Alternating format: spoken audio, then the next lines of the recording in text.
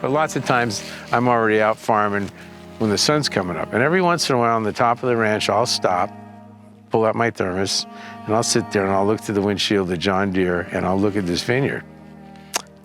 And that pretty much says it all to me.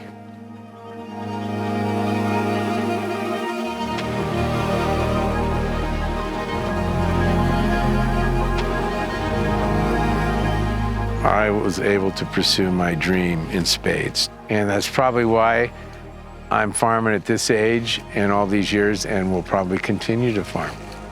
Dan found this property. He was looking for vineyard ground for years. Then he decided a mountain vineyard, and that was his dream.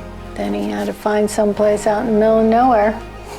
I bought this in 1979. It's timber ground, rolling to flat timber ground with southern exposure and plenty of water. A location that had absolutely nothing, and then I had to make it into an empty field to put the vineyard in. It was just sun up, sundown work.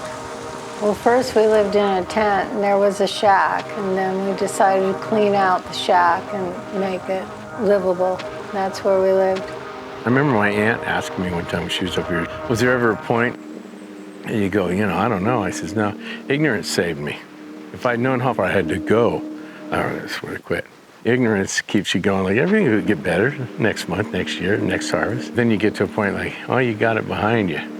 But that took probably 25 years.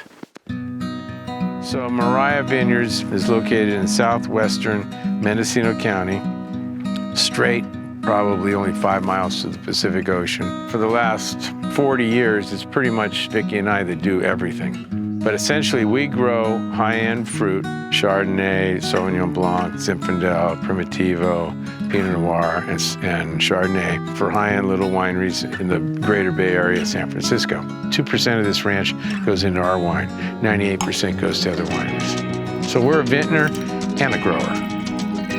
Essentially, from day one, when we put Vineyard in 80, we never really conventionally farmed totally. We were always leaning towards the sustainability, way back when it wasn't even the catchword that it is today. We had no power, so we set up solar.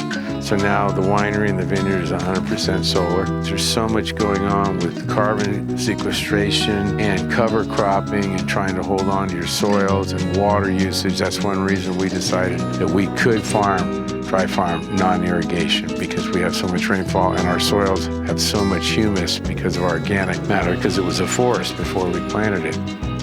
The Indians, they used to walk softly on the ground. I'm trying to farm softly on the ground. There was an old Bacchus saying that I put on our wine when I started the winery in '91. Back of the wine is the vintner, and back through the years is his skill, but back of it all are the vines and the sun and the rain and the master's will. And I'm not the master, I'm just the one that grows the grapes.